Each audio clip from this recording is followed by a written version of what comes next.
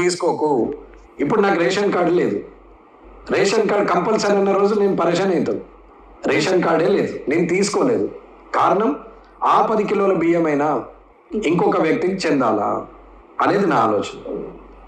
Ration కార్డే తీసుకోలేదు. ఇవాళ free bus అని అంటున్నారు మహిళలకి. మీరు కూడా ఫ్రీలని ఎక్కితే ఎట్లమ్మా? ఫ్రీ ఎవరికి?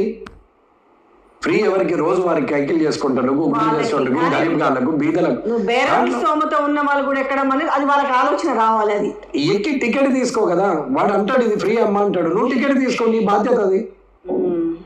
ఒక మహిళగా నీవు కేపబిలిటీ ఉన్నది, నీ భర్త ఉద్యోగస్తుడు లేదా నువ్వు ఉద్యోగస్తురాలు, నువ్వు సంపాదిస్తున్నావు, నువ్వు టీచర్ కావచ్చు, ఏఎన్ఎం కావచ్చు, ఆశా వర్కర్ కావచ్చు, నువ్వు డాక్టర్ కావచ్చు, ఇంజనీర్ కావచ్చు, ఐఏఎస్ కావచ్చు, ఏదైనా కావచ్చు. నీ భర్త సంపాదిస్తున్నాడు, నీ వ్యాపారం ఉంది, ఏదైనా కావచ్చు. నువ్వు తల్లిగారింటికి పోతున్నావు, అత్తగారింటికి వస్తున్నావు, కొడుకు కోసం పోతున్నావు, హాస్టల్ ₹1,00,000 హాస్టల్ జూన్నికి పోతున్నావు, ఏదో కావచ్చు. నీకైతే పెయింగ్ కెపాసిటీ ఉంది కదా, నీ ఆత్మ చెప్తుంది కదా. నువ్వెందుకు ఆర్టీసీ ఎందుకు నష్టపోతుంది ఇప్పుడు ఫ్రీ అన్నప్పుడు? నువ్వు కూడా అదే ఎక్కుతున్నావు. వాడు ఇస్తుండే నేను తీసుకుంటా, వాళ్ళందరూ తీసుకోగలేదు, నాకే వచ్చిన. అది ఏం డైలాగ్ ఇది?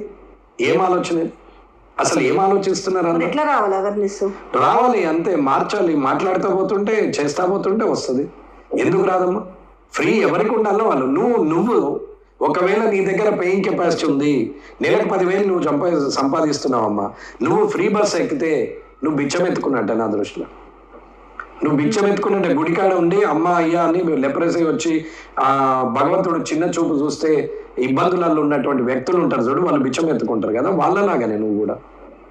నువ్వు ఇవాళ 10,000 జీతం ఉండి కూడా నువ్వు 10 రూపాయల ఫ్రీ బస్సును కూడా ఎంజాయ్ చేస్తున్నావు అంటే నువ్వు బిచ్చం ఎత్తుకుంటున్నట్టే కదా. ఆ 10 రూపాయలు గరీబోళ్ళ డబ్బే కదా, ఉన్నందరూ గరీబోళ్ళ డబ్బే కదా. అట్లాగే పెన్షన్ తీసుకున్నా, కరప్షన్ చేసినా, ఫ్రీ రైతు బంధు తీసుకున్నా, అందరూ బిచ్చపొల్లే అంటున్నావు కదా. ఇంకా వాళ్ళు శవాల మీద పేలాలు ఎనుకుంటారు. కనీసం తిండి లేకుంటే శవం పేలాలు వేస్తే, పైసలు వేస్తే వెనక ఎనుకుంటూ వస్తారు. వాళ్ళలాగా అన్నమాట.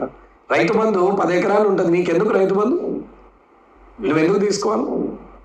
సరే 2 ఎకరాలు 3 ఎకరాలు రైతు గరీబ్ ఉంటాడు, తీసుకున్నాడు, ఒప్పుకుంటా నేను దానికి. 20, 30, 40, 50, 100 ఎకరాలు ఉన్నోడు కూడా రైతు బంధు తీసుకుంటే నువ్వేం మనిషివి? ఎందుకు తీసుకోవాలా? తీసుకోనని చెప్పాలా కదా.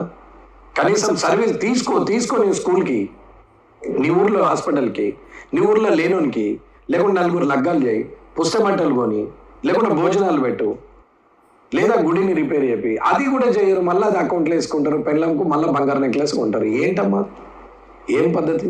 వీళ్ళంతా బిచ్చపొళ్ళు కారా? బిచ్చపొళ్ళు గుడికాడు ఉన్నోళ్ళు కాదమ్మా, అడుకుంటోళ్ళు కాదు, సిగ్నల్ కాడు ఉన్నోళ్ళు కాదు. వీళ్ళు అసలైన బిచ్చపొళ్ళు. వీళ్ళు బిచ్చగాళ్ళు, బిచ్చగత్తలు. వీళ్ళే 90% ఉన్నారు. యాక్చువల్ బిచ్చగాళ్ళు 10% కూడా లేరు.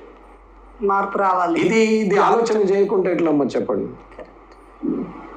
పథకం మంచిది కావచ్చు, నేనేం అపోజిషన్ నుండి కూడా పథకం మంచిది అని అనట్లేదు, మంచిది కాదని అనట్లేదు, మంచిదని పోగొట్టలేదు.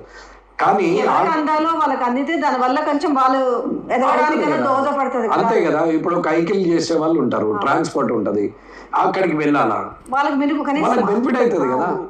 దాన్ని కూడా మనమే ఎక్కుదాం, ఆటో బంద్ చేస్తున్నారు. ఏం మనుషులు వీళ్ళు ఏం మనుషులు చెప్పండి. రోజుకు 200 సంపాదించే వ్యక్తికి ఎక్కడంలో అర్థం ఉంది. రోజుకు 500 సంపాదించే వ్యక్తి ఎక్కద్దు అంటున్నా. ఫ్రీయే చేయాలి, అది రావాలి. అది వాళ్ళు బిచ్చపోలే. ఇంకా డైరెక్ట్ కాదు, బిచ్చపోలే. బిచ్చము ఎత్తుకున్నాడు బిచ్చపోడు కాదు, నీ అర్హత లేకుండా తీసుకుంటున్నావు చూడు, అది బిచ్చపోలే.